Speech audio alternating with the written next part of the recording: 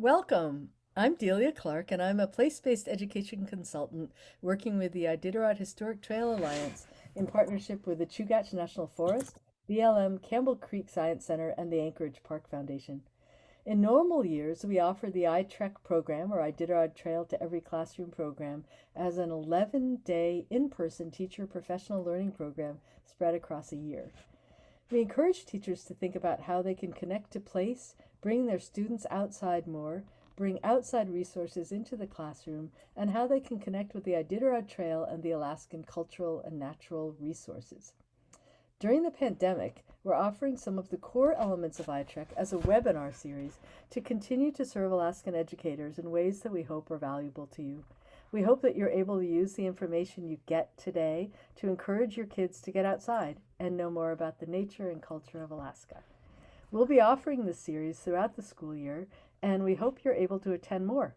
If you're interested in receiving one UAA credit for participating in the series or for a flyer listing the full series, please contact us at itrekalaska@gmail.com. That's ITREC alaska@gmail.com.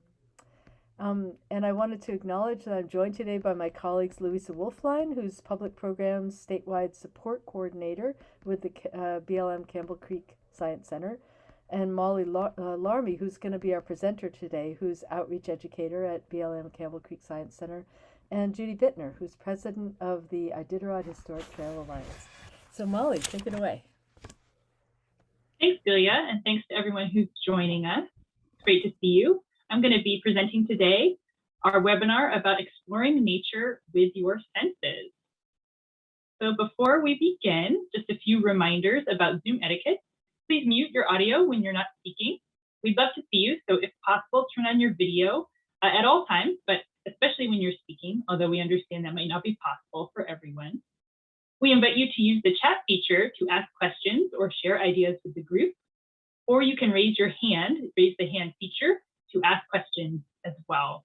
This webinar is being recorded and will be hosted on the Iditarod Historic Trail Alliance YouTube page. So as we start, I'd like to invite you to answer the following questions, either in the chat box or to unmute. What does your teaching or your outreach look like right now? And what does your teaching feel like right now? As you're putting those answers in the chat box, I'll let you know a little bit about myself. I work at the BLM Campbell Creek Science Center, and right now we are still fully virtual. We're presenting virtual distance learning opportunities to students in Alaska, all across the state, and in the lower 48 as well. But I know that is a big departure from pre-pandemic normal, which was taking students and families on education experiences at the Science Center and around the state connecting to nature. So our teaching feels a little bit disconnected, but still meaningful in this time. And I'm seeing some answers come through in the chat to these questions. Stressful, unsettled, not normal, but we're trying, virtual, no substitutes, so we don't have much flexibility. Yeah, I've heard that's been a challenge for teachers across the state as well.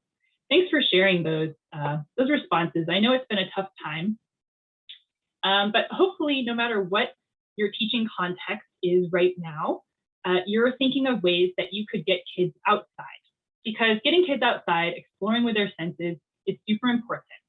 It provides a way to connect with place and people, which is vital right now as we come out of our pandemic isolation and start interacting with each other more.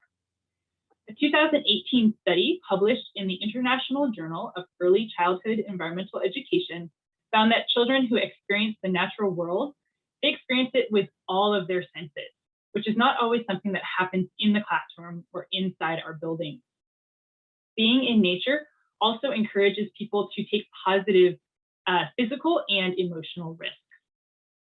I hope the activities I'm going to show you today can help your teaching feel more grounded, more fun, and more connected to nature. These activities that I'm going to highlight come from the iTrek program, and we call them hip pocket activities because they're easy to learn and adapt and facilitate. It's like you always have them there in your hip pocket.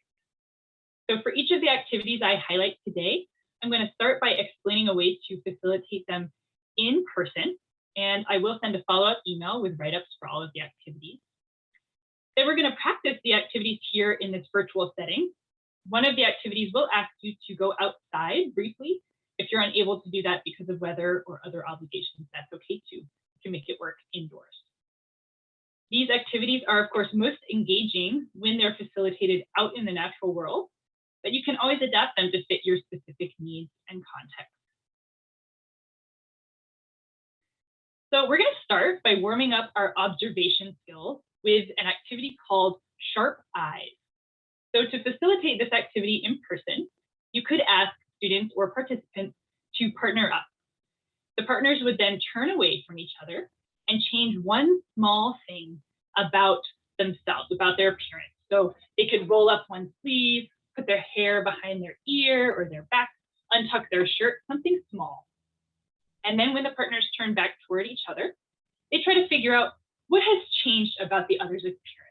And it helps people to tune into the small details and changes before they start exploring maybe farther out into the nature that they're part of. So in this virtual version, we're going to use a picture instead of our bodies. And you could also do this version in person. So you could have participants gather their own natural items and play this with a partner or a group. It's similar to the game Memory. And so I'm going to give you 1 minute to look at the image on the screen. There are 12 natural items here in this picture. And I want you to try to remember each of these items, because soon I'm going to take some of them away and ask you what is missing. So I'm going to give you 1 minute, look carefully, and try to remember the position, the shape, the texture of these different items, because they're going to change here in a second.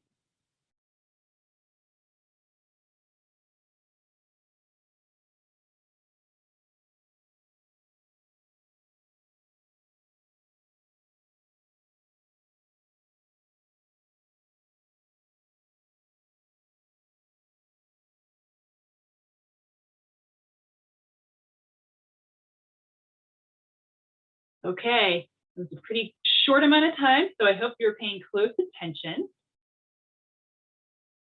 All right, we started with 12 items. Which items did I take away? You can either unmute or share your answer in the chat box. And please be specific. If a leaf is missing, don't just say leaf, because there are 3 leaves in the original picture. Okay, what is missing from this image that we started with? J-shaped twig. Yeah, the curly twig at the top is missing. There was one other piece. It was over to the left side. Yeah, the cone on the left, exactly. So we were missing the cone on the left and the J-shaped twig at the top. What helped you remember the item? Was it the specific details, their size or their color? Or maybe it was the position in the picture. You remembered the things in relationship to each other. Yeah, the unusual shape, exactly, that J-shaped twig was very unusual. Yeah, and you can pair them with similar items in your mind. So it's not just about the individual items, but it's also about looking at the group as a whole. All right, I'm going to challenge you a little bit. Here's the original image. Take a few seconds to refamiliarize this in your brain.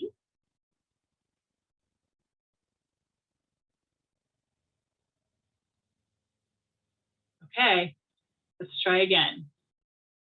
This time I removed 3 items from the picture. How many are there now? 1, 2, 3, 4, 5, 6, 7, 8, 9. So here we go. What is missing?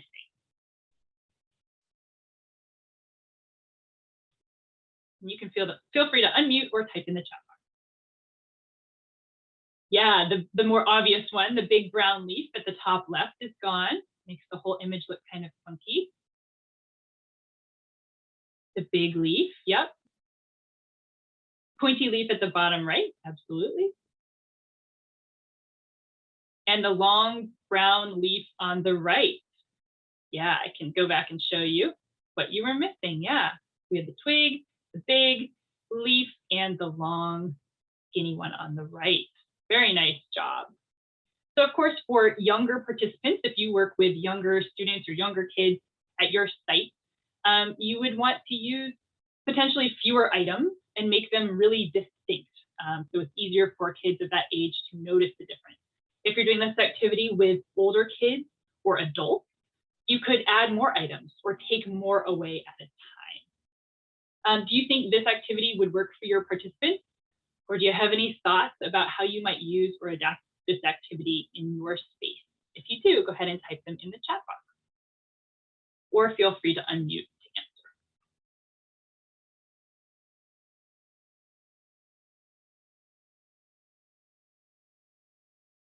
Yeah, it's fun. It's a fun way to get participants looking carefully at the things around them. It's a cool way for participants to notice the little details that sometimes we overlook, the shape, the color, the texture, the differences that can be found even among things that seem similar, right? We had similar 2 cones, we had 3 leaves, but they all looked and felt very different in this activity. Yeah, you could do it with things by the ocean. Absolutely, this would work in any context. All right, let's keep going to our next activity. So we call this mystery collection. It may have other names if you're familiar with it.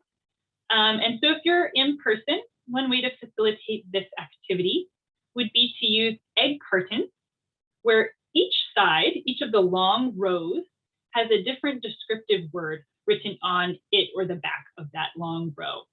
So for example, one row of the egg carton could be green and the other row could be brown. Or one side of the egg carton could be for curvy things and the other side for things that are straight. Or prickly and tickly, okay? You could also use ice cube trays instead of egg cartons.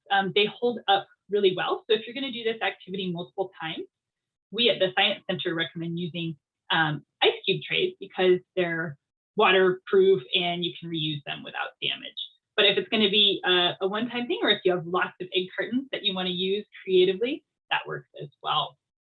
So a way to facilitate this would be to ask students, participants, to go by themselves or in pairs to find items in the natural world that match the description you gave on this egg carton or on this ice cube tray. So they want to fill up each spot with something different that matches the descriptive word. So brown, all brown on one side, or all green on one side. Of course, for older participants or adults, you could make the words a little more challenging. And for your younger participants, you could start out simply with colors or simply with simple textures. So we've come to the part of our time together today where I'm going to ask you to go outside.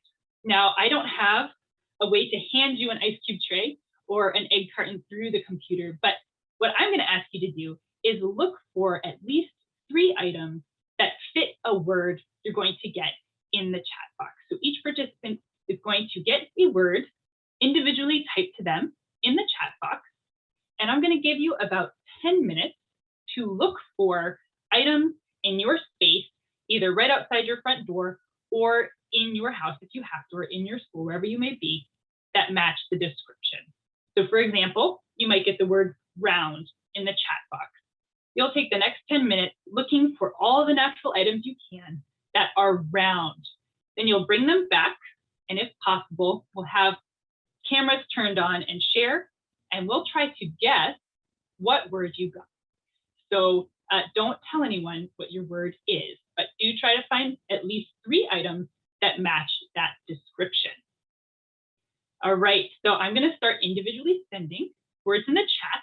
As soon as you get your word, feel free to go outside if possible and find as many items you can that match that description. If you have any questions, feel free to type them in the chat.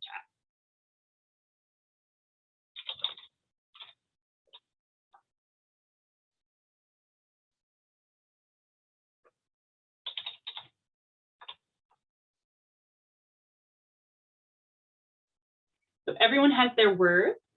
Let's try to all be back by 4:30 Alaska time, 4:30 p.m. Alaska time to share.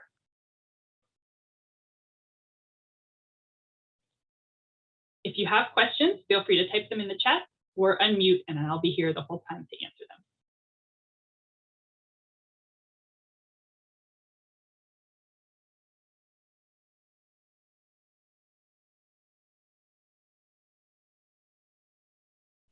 Okay, I think most everyone's back. So for the sake of time, we're going to get started with our sharing portion. So is there a volunteer who would like to go first? And what I'm going to ask you to do is, if you would like to volunteer by showing us the items, we'll have you hold up the item to the camera one at a time. You can describe them, but don't say the word that I gave you. You can say what they are. And then the rest of us are going to try to guess what the word was that I gave you based on your item. So we'll type our guesses in the chat box. And as soon as you see the word that describes it, go ahead and congratulate the person who got it right. So the person who puts the word up first in the chat will be the winner, and they can go next. All right, so I see Judy, I see you holding up. So I'm gonna have you go first because you're gonna be our first volunteer. And you can unmute too, Judy, if that helps, if you wanna tell us a little bit about what you have.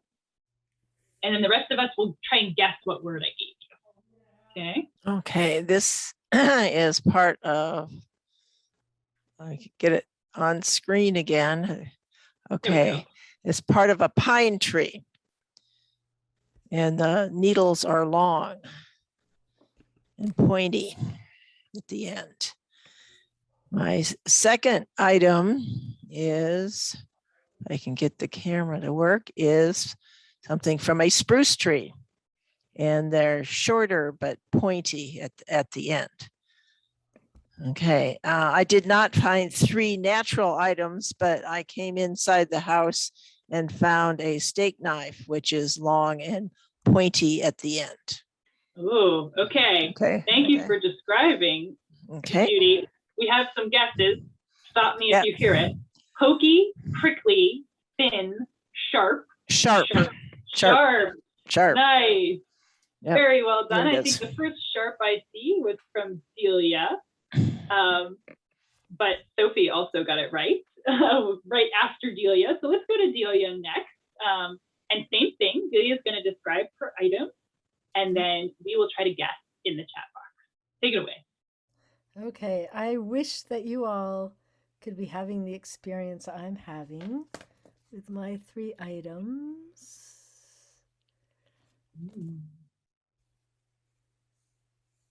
They are such a pleasure for my fingers. Sophie nailed it. Sophie got in there quick. Sophie is our first one to get smooth. All right, soft would have probably also worked as well. Great. So let's go to Sophie next. Sophie, were you able to gather some material? I was able to look at my classroom door, and we have some very bendy birch bark. You can manipulate it into many shapes. You can really create your own adventure. Look how strong and malleable this birch bark is. And there's another example of this birch bark. You can really move it around. And oh man, it's like it can do yoga. It's just really, you can bend it in all sorts of ways.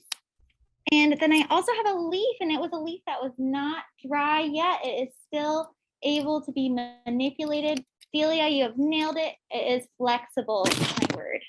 Nice. Thank you, Sophie. I love the way you were not just showing us, but helping us to experience the texture and the flexibility of your item. So Delia, you did nail it. Looks like Judy and Louisa had a similar track mind on twisty or twist. Nice job. Thank you, Sophie, for sharing. And I think that brings us to Louisa. I saw you volunteer to share. Can you tell us or show us your items, and we'll try to guess? Yes, I can. Can you see me?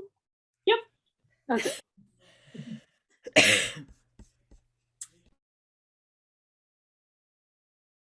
So here, my fingers going along things.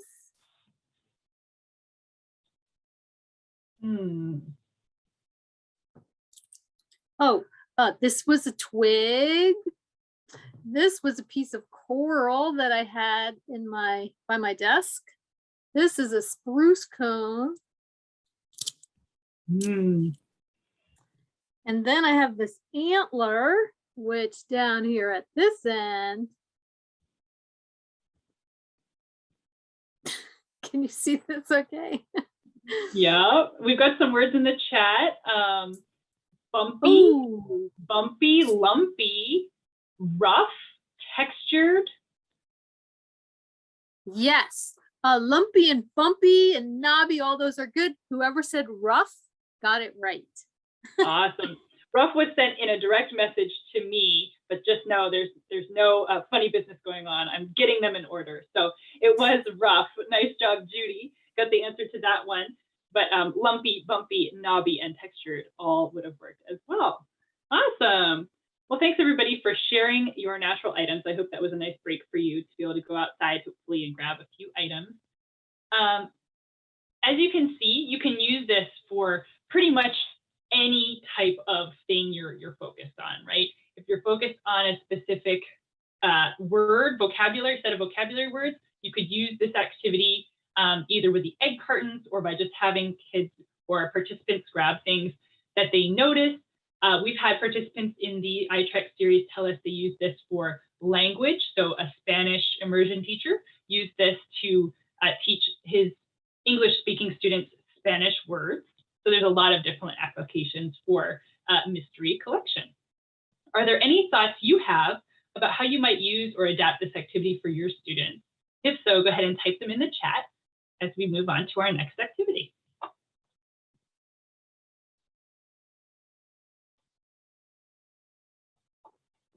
All right. So our next activity is called Posey Poem. This is one of my favorites. And the Posey Poem activity engages observation skills, attention to detail, and creative writing to focus on any discipline that you're working with. This could work for literacy and creative writing. You could do this during a science lesson, a history lesson, social studies, mathematics. You could apply this in many different ways. I'm going to give you an example today about science, but you can see from when we move forward with this activity how you could apply it across disciplines. So, for example, you could do Posey Poem if you and your participants or your students were studying different trees. So one example could be you go outside with your group and you have 3 different trees you want your students to notice and to compare and contrast. So in order to do this activity, you need a few simple things. So you need pencils or something to write with. Students could either bring their own, or you could have writing utensils at the 3 different locations that you want to compare and contrast.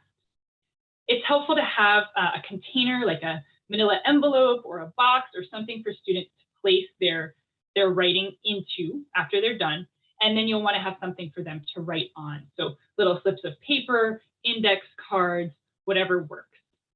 So let's say if you're studying trees in this example, you pick out 3 trees you want your students to compare and contrast. At each of these 3 trees, let's say maybe one's an aspen, one's a birch, and one's a spruce.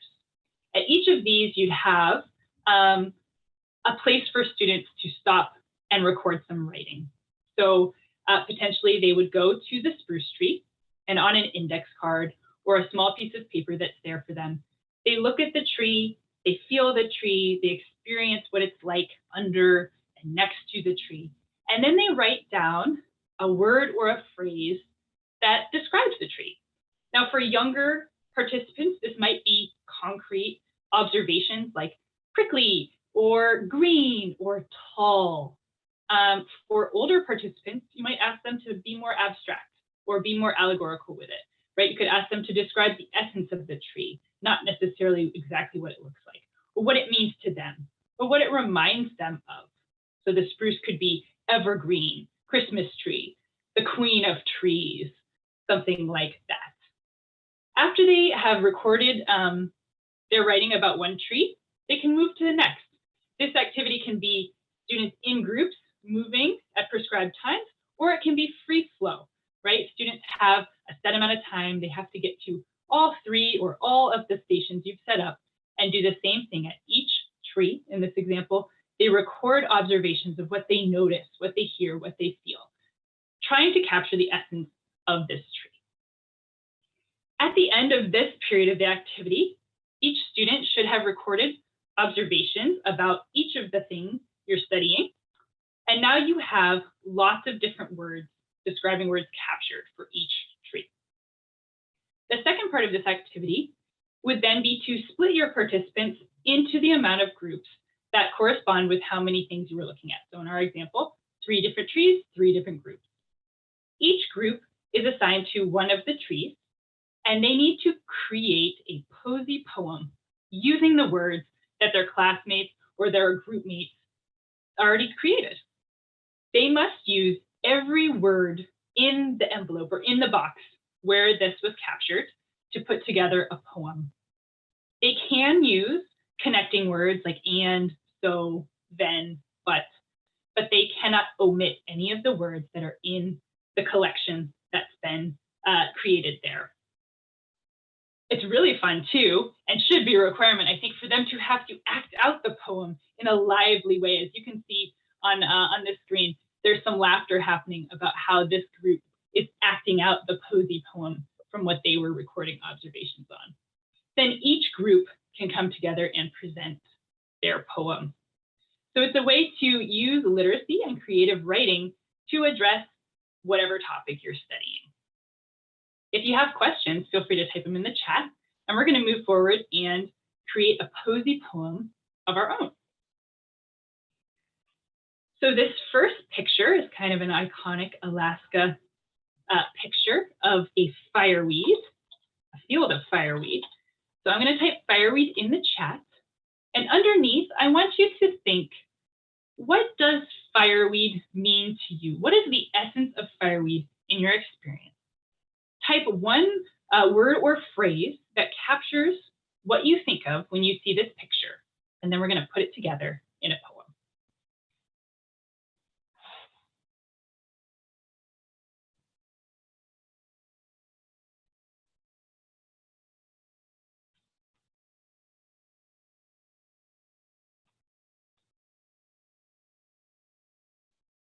So feel free to type in the chat when you're ready. What does fireweed mean to you? What do you think about when you see this image? And make sure that your chat is set to everyone or to me, okay? If it's set directly to me, I'll be able to see it, but it's also fine to have it set to everyone.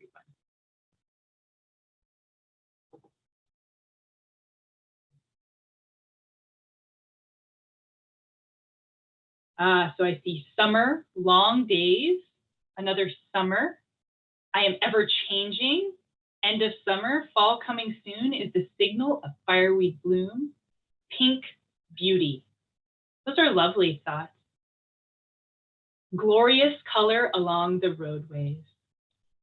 So if our group was doing this out in nature, we would see these words written down or expressed, and then we would take them and put them into a poem. So we could change the order, we could add some connecting words, but this would be the foundation. These observations, these emotional connections would be the foundation of the poem. Let's go ahead and think about a different species we have up here in Alaska. This is horsetail. I'm going to put that in the chat. And I want you to do the same thing. Think about, what do you think of? What connections do you make? What does this remind you of? What word or phrase comes to mind when you see this image? Let's set the foundation for another Posey poem here in the chat.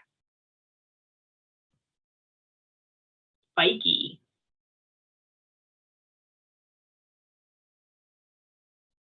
What else does horsetail make you think of? Swirly movement as I ride my bike down the trail. A mirror.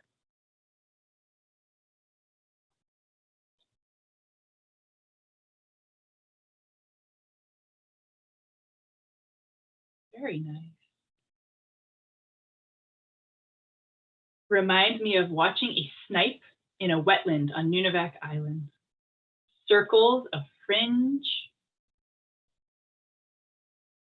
Beautiful. So you can see the responses can be memories, they can be textures, the reflections in the pond. They can be connections to things that it reminds you of. There's a lot of different variations. So we would then take the responses from your participants and craft a poem. let's set one more foundation for a poem using, of course, the blueberry. What does this image make you think of? What does it connect in your brain? What is the essence of this image for you?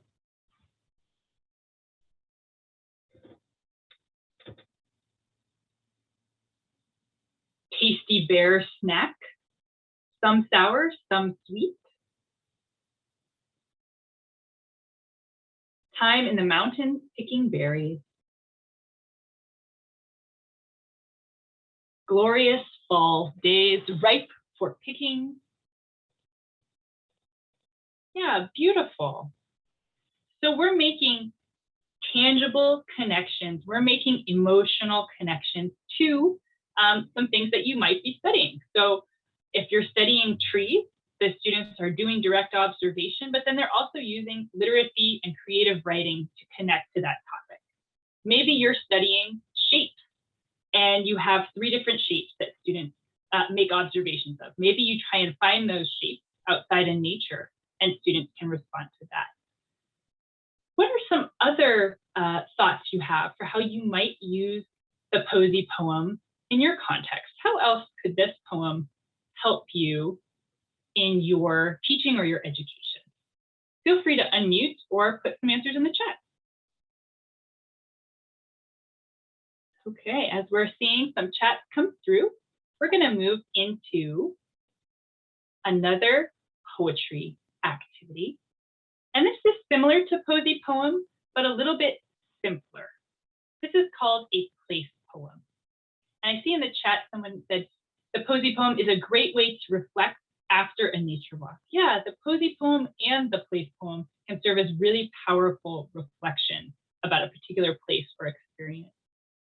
Someone else says, I did this activity once with students in the graduate creative writing program at UAA using trees. It was really fun having talented writers do it. Yeah, this is not just for young people, this is for anyone. This is a really powerful activity. Same is true of the place poem. Thank you for sharing. So the place poem is also most effective when facilitated outside. And what you want to do is take your group to a spot with visual interest or emotional appeal or a strong connection to your curriculum or your theme. We gather participants in a circle and tell them to silently experience the world around them. So they can close their eyes, they can look, but just be in that space. And as they're experiencing that place, we want them to think of one word or phrase that describes it. Give them some time to think. And then you can either go around to each participant and have them whisper the word in your ear. That will work if students are pre-literate and not ready to write. Or you can have them write down a word and then collect it in something you pass along, or have them tell you something that's a little more socially distant. And once you have all the words, you can read them aloud in your best poetry voice, or you can ask for a volunteer to read aloud all the words in their best poetry voice. You probably don't need to rearrange or reorder anything. Generally, these reflections will come out in a beautiful way, in a gorgeous place poem. That's a beautiful capturing of the moment you're experiencing together. You can also write the poem down and then share the words as you read it aloud. So you can also facilitate this activity in a few different ways. So if you can't go outside, you could project a picture of a special place in the natural world and have the participants respond with a word or a phrase similar to how you would do it outside.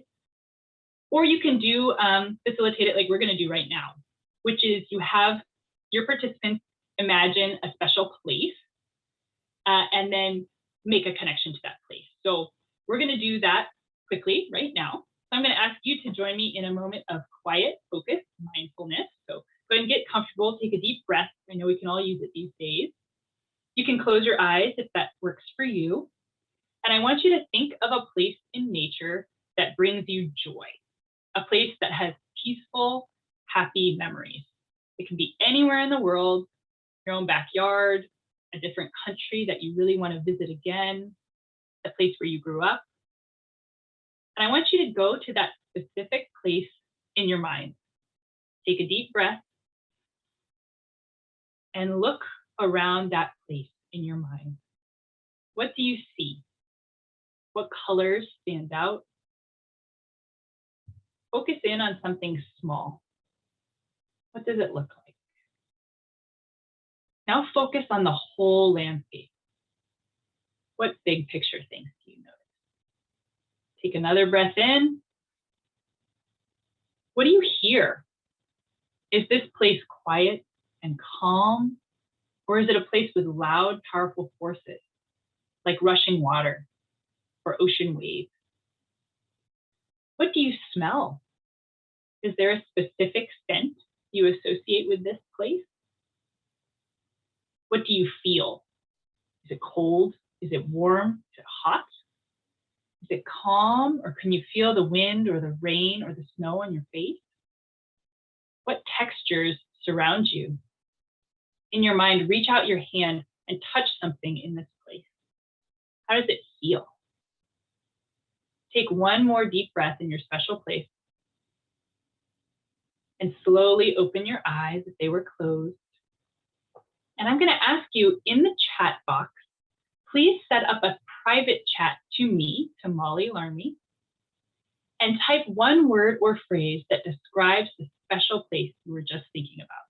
Not the name of the place, but a word or phrase that describes it. And send that private chat to me when you're ready.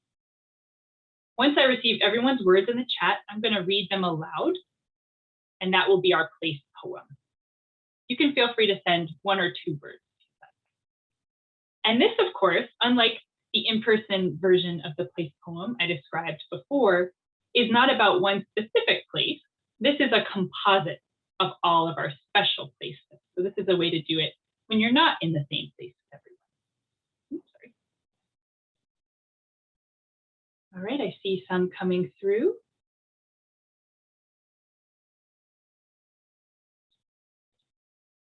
All right, I'll read what I have so far in my best place poem voice. Sparkling and glistening, coastal, serene, expanse of water, smooth as glass. So you see what I mean? Whatever you get will come together in this beautiful way in this place poem. Even though we were talking about different places in this composite poem, it still creates this beautiful image in my brain, and hopefully in yours as well, of these special places. So like I said earlier, that can be a really powerful reflection. It can be a really cool way to enter a space, to get your participants grounded and ready and connected to the natural world. Or you can use this to emphasize things that you're already working on, that you're already focused on. So the Campbell Creek Science Center, where I work, we've developed a suite of self-guided activities. They're similar to the ones I've described today, and we call them nature learning resources. So these activities are designed for students or participants, families to be able to do with minimal support from teachers or guardians, although kids who are pre-literate will need some help with directions. So on the screen, this is a picture of the sound map activity, in which students observe sounds in relationship to their position, and then they map them out. You can find our whole list of nature learning resources on our website, and I will include the link in a follow-up email for participants as well.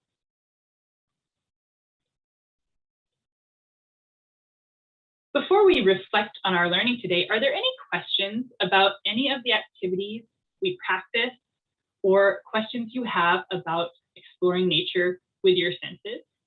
If you do have a question, feel free to unmute or type them right here in the chat.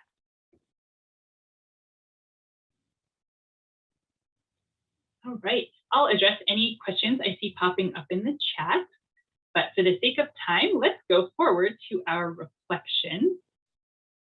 I'd like to know which activity you are excited to try and why. Okay, so which activity of those we practiced today? So we had sharp eyes, mystery collection, Posey poem, place poem.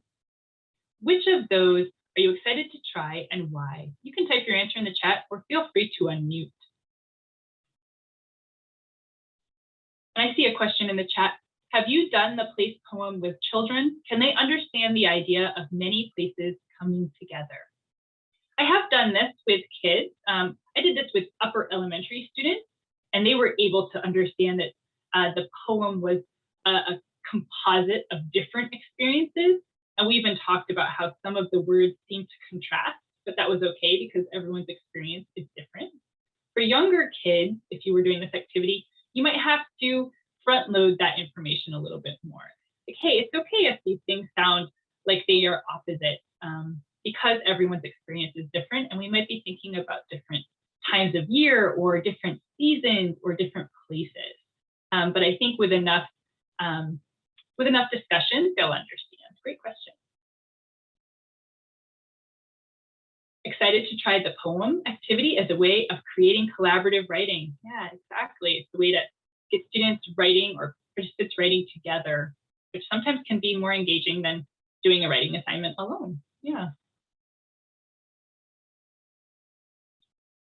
Feel free to add to the chat the activity you're excited to try and why. As you do so, I'll tell you a little bit about some webinars that are coming up in our iTrek Take It Outside series. So on November 18th at 4 p.m. Alaska time, we have Introduction to Questing. And then on December 7th, we have the second part in that series, Questing 1. Questing is a really cool way to connect participants to place, to use writing to engage them, to use observation.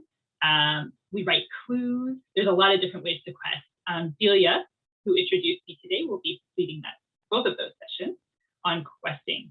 And I will put a link in the chat as soon as I stop sharing my screen for how to register for upcoming webinars. I also have my contact information here on the screen. Feel free to reach out with any questions you have. Like I mentioned earlier, I will send a follow-up email to participants that will include an evaluation for this webinar to help us make it better, and will also include write-ups of the activities we went over today so that you can reference them again. The recording of this webinar will be posted at the Iditarod Historic Trail Alliance YouTube, and we'll let you know when that's ready as well. I'm seeing a few more reflections pop up in the chat. Thank you for those. I look forward to seeing what everyone does with their hip pocket activities. Let us know if you tried something out and it worked well, or what lessons you learned. We'd love to hear from you how these hip pockets are put into place in your space, in your place. So thanks for exploring with your senses with me today. I hope you have a great rest of your week. I'm going to go ahead and stop sharing, and I will put the link to register for upcoming webinars in the chat box.